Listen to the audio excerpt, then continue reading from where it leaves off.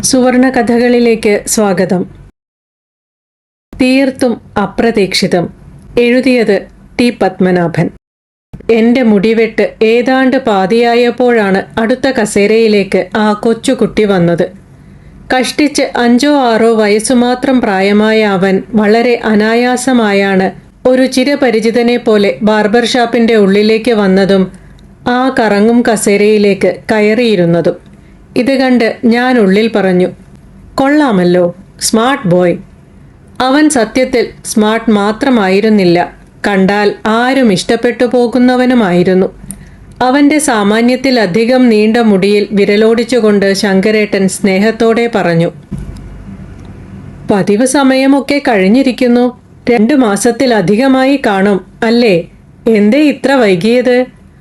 അയാൾ പറഞ്ഞത് വെളിയിലേക്ക് നോക്കിക്കൊണ്ടായിരുന്നു. അപ്പോഴാണ് എൻ്റെ ശ്രദ്ധയും അങ്ങോട്ടേക്ക് തിരിഞ്ഞത്. അവിടെ വരാന്തയിൽ അവൻ്റെ അമ്മ നിൽക്കുന്നുണ്ടായിരുന്നു. അവർ പറഞ്ഞു, ശരിയാണ്, മുടി വല്ലാതെ വളർന്നിട്ടുണ്ട്. എൻ്റെ കുറ്റമാണ്. ഞങ്ങൾ ഇത്തവണയും വെക്കേഷന് ദുബായിൽ പോയിരുന്നു. അവൻ്റെ പപ്പയ്ക്ക് അവിടെയാണല്ലോ ജോലി. മടങ്ങാനുള്ള സമയമായപ്പോൾ പപ്പ പറഞ്ഞു, ഇത്തവണ ഞാനും നിങ്ങളുടെ കൂടെയുണ്ട്. ഏറെ കാലമായല്ലോ നാട്ടിൽ വന്നിട്ട്. ഈ മണൽക്കാട്ടിലെ വരൾച്ചയിൽ നിന്ന് ഏതാനും നാളുകളെങ്കിലും രക്ഷപ്പെട്ട് മൂന്നാർ, മാട്ടുപ്പെട്ടി, കൊടൈക്കനാൽ, പൊന്മുടി, മഴ നനഞ്ഞ് മഞ്ഞുകൊണ്ട് പ്രകൃതിയിൽ അങ്ങനെ അലിഞ്ഞു ചേർന്ന്. കമ്പനിയിൽ നല്ല തിരക്കുള്ള സമയമാണ്. വലിയവർ ചെറിയവർ എന്ന വ്യത്യാസമൊന്നുമില്ല. എല്ലാവർക്കും പിടിപ്പത് പണിയുണ്ട്. ചിലപ്പോഴെങ്കിലും വിചാരിച്ചു പോകാറുണ്ട്, ഇതൊക്കെ എന്നേക്കുമായി ഇട്ടെറിഞ്ഞ് നാട്ടിലേക്ക് പോയാലോ. പക്ഷേ അപ്പോഴൊക്കെ അറബി തരുന്ന ഭാരിച്ച ശമ്പളവും മറ്റു സൗകര്യങ്ങളും ഓർമ്മ വരും. പിന്നെ നാട്ടിലെ ഇപ്പോഴത്തെ സ്ഥിതി, പിന്നെ മൂത്ത 2 പേരുടെയും പഠിത്ത ചെലവ്, ഇതൊക്കെ ഓർക്കുമ്പോൾ കുറച്ചുകൂടി പിടിച്ചു നിൽക്കണം എന്ന് ഓർത്തു പോകുന്നു. അല്പനേരം ഒന്നും പറയാതെ നിന്നതിനു ശേഷം കുട്ടിയുടെ അമ്മ ശങ്കരേട്ടനോട് പറഞ്ഞു, കാത്തു നിന്നിട്ടും ലീവ് സാങ്ഷൻ ചെയ്തു കിട്ടിയതേയില്ല. ഒടുവിൽ ഇന്നലെ ഞാനും ഇവനും ഇങ്ങോട്ട് പോരുകയും ചെയ്തു. ഇതിനിടയിൽ ഞാൻ പലതവണ ഇവനോട് പറഞ്ഞു, നമുക്ക് ഇവിടുത്തെ ഏതെങ്കിലും നല്ല ഒരു സലൂണിൽ നിന്ന് വെട്ടിക്കാമെന്ന്. പക്ഷേ അവൻ സമ്മതിച്ചില്ല. അവന് നിങ്ങൾ തന്നെ വേണം. അപ്പോൾ ശങ്കരേട്ടൻ പറഞ്ഞു, അവൻ നിങ്ങളെപ്പോലെ അല്ല, ബുദ്ധിയുള്ളവനാണ്. അപ്പോൾ 2 പേരും, അല്ല 3 പേരും, അമ്മയും മകനും ശങ്കരേട്ടനും വളരെ മധുരമായി ചിരിച്ചു. എന്റെ പ്രവൃത്തിയും കഴിഞ്ഞിരുന്നു. ശങ്കരേട്ടൻ തിരിഞ്ഞും മറിഞ്ഞുമൊക്കെ നോക്കി. അദ്ദേഹത്തിനും തൃപ്തിയായിരിക്കുന്നു. ശങ്കരേട്ടൻ പറഞ്ഞു, ഇനി അടുത്ത മാസം.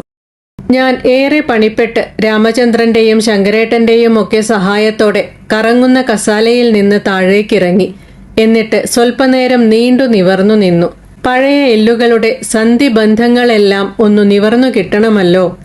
അപ്പോഴാണ് ഞാൻ കുട്ടിയുടെ അമ്മയുടെ ദൃഷ്ടിയിൽ പൂർണ്ണമായും പതിഞ്ഞത്. തെല്ലുനേരം എന്നെ ആശ്ചര്യത്തോടെ നോക്കി നിന്ന ശേഷം അല്പമുറക്കെ തന്നെ അവർ പറഞ്ഞു, oh my god, what a surprise. ഈ കണ്ണൂരിൽ ഇത്രയും കാലം ജീവിച്ചിട്ടും ടി പത്മനാഭനെ, അല്ല എന്റെ പപ്പേട്ടനെ ഇപ്പോഴാണല്ലോ കാണുന്നത്. സ്വതവേ സുന്ദരിയായ അവർ അപ്പോൾ കൂടുതൽ സുന്ദരിയായി കാണപ്പെട്ടു. ഞാൻ അപ്പോൾ പറഞ്ഞു, എനിക്ക് മനസ്സിലായില്ല, നിങ്ങൾ? അവർ അവരുടെ പേരും ജോലി ചെയ്യുന്ന സ്ഥലവുമൊക്കെ പറഞ്ഞു. ടൗണിലെ ഏറെ പ്രശസ്തമായ ഒരു ക്രിസ്ത്യൻ റെസിഡൻഷ്യൽ സ്കൂളിലെ മലയാളം ടീച്ചറായിരുന്നു അവർ. ഞാനപ്പോൾ എന്നോടെന്ന പോലെ പതുക്കെ പറഞ്ഞു, ഏതാനും ആഴ്ചകൾക്ക് മുമ്പ് നിങ്ങളുടെ സ്കൂളിൽ ഞാൻ വന്നിരുന്നു. മാതൃഭൂമിയും നിങ്ങളുടെ സ്കൂളും കൂടി സംയുക്തമായി നടത്തിയ ഒരു പരിപാടിയുടെ ഉദ്ഘാടനത്തിന്. നല്ലൊരു അനുഭവമായിരുന്നു. അവർ പറഞ്ഞു, ഞാനും ഉണ്ടായിരുന്നു അവിടെ. പുരുഷാരത്തിൽ ഒരുവളായി. അടുത്തുവരാൻ, എന്തെങ്കിലും ചോദിക്കാൻ, പരിചയപ്പെടാൻ ധൈര്യം വന്നില്ല. മുരടനാണ്. കഥകളിൽ കാണുന്നതുപോലെയൊന്നുമല്ല. ആളുകളെ അടുപ്പിക്കില്ല. ചോദ്യങ്ങൾ ചോദിച്ചാൽ ഇഷ്ടപ്പെടുകയില്ല. ഞാൻ പറഞ്ഞു, ഇപ്പോൾ ധൈര്യം വന്നു അല്ലേ? അവർ മധുരമായി ചിരിക്കുക മാത്രം ചെയ്തു. രാമചന്ദ്രന്റെയും ശങ്കരേട്ടന്റെയും സഹായത്തോടെ വരാന്തയിലേക്ക് ഇറങ്ങിയപ്പോൾ അവർ പൊടുന്നനെ ചോദിച്ചു, ഒരു ഫോട്ടോ എടുത്തോട്ടെ? അനുകൂലമായ എന്റെ മറുപടിക്ക് കാത്തുനിൽക്കാതെ അവർ എന്നോട് ചേർന്നു നിൽക്കുകയും ഹാൻഡ്ബാഗിൽ നിന്ന് മൊബൈൽ എടുത്ത് രാമചന്ദ്രന് കൊടുക്കുകയും ചെയ്തു. രാമചന്ദ്രൻ ക്ലിക്ക് ചെയ്യാൻ തുടങ്ങുമ്പോൾ അവർ പെട്ടെന്ന് പറഞ്ഞു, അല്ലെങ്കിൽ വേണ്ട, കുറച്ചുകൂടി ഇന്റിമേറ്റ് ആയി പോസ് ചെയ്യാം. അവർ എന്നോട് ഒന്നുകൂടി ചേർന്നു നിൽക്കുകയും അവരുടെ മനോഹരമായ കൈകൊണ്ട് എന്നെ വരിഞ്ഞു മുറുക്കുകയും ചെയ്തു. രാമചന്ദ്രൻ അവന്റെ ജോലി നിർവഹിച്ചതിനു ശേഷം മൊബൈൽ മടക്കിക്കൊടുത്തു. ഭ്രാന്തമായ ഒരാവേശത്തോടെ അവർ പറയുന്നുണ്ടായിരുന്നു, ഞാനിത് എൻ്റെ പരിചയക്കാർക്കൊക്കെ അയച്ചു കൊടുക്കും. ലോകം മുഴുവൻ കാണട്ടെ, എല്ലാവരും കാണട്ടെ. ഞാൻ ചോദിച്ചു, നിങ്ങളുടെ ഭർത്താവിനും? തീർച്ചയായും. നിങ്ങൾ അറിയില്ല, പത്മനാഭൻ കഥകളുടെ ഏറ്റവും വലിയ ആരാധകൻ അദ്ദേഹമാണ്. എന്നെക്കാളും വലിയ. എത്ര തവണ ഞങ്ങൾ ഒന്നിച്ചിരുന്ന് ഗൗരിയും കടലും കാലവർഷവുമൊക്കെ ഡിസ്കസ് ചെയ്തിരിക്കുന്നു. ഫോട്ടോ കണ്ടാൽ അസൂയയാണ് വരിക. വരട്ടെ, അദ്ദേഹത്തെക്കാൾ മുമ്പേ എനിക്കിതു സാധിച്ചുവല്ലോ.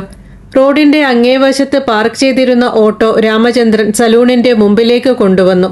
എല്ലാവരോടും യാത്ര പറഞ്ഞ് ഞാൻ ഓട്ടോയിൽ കയറി. ടൗണിലെ തിരക്കേറിയ റോഡുകളിലൂടെ ഓട്ടോ പോയപ്പോൾ ഞാൻ പലതും ചിന്തിക്കുകയായിരുന്നു. കാലവർഷത്തിലെ ആദ്യത്തെ മഴ, മടിച്ചു വീഴുന്ന ആദ്യത്തെ തുള്ളികൾ, പുതുമഴയെ എല്ലാ സന്തോഷത്തോടെയും കൂടി ഏറ്റുവാങ്ങുന്ന ഭൂമിയിൽ നിന്നുയരുന്ന സുഗന്ധം. 96-ൽ നിന്ന് 97-ലേക്ക് കാലെടുത്തു വയ്ക്കുന്ന ഒരു വൃദ്ധനായിരുന്നില്ല അപ്പോൾ വണ്ടിയിലുണ്ടായിരുന്നത്. മറ്റൊരു കഥയുമായി വീണ്ടും കാണാം. പ്രതീക്ഷയോടെ. നന്ദി.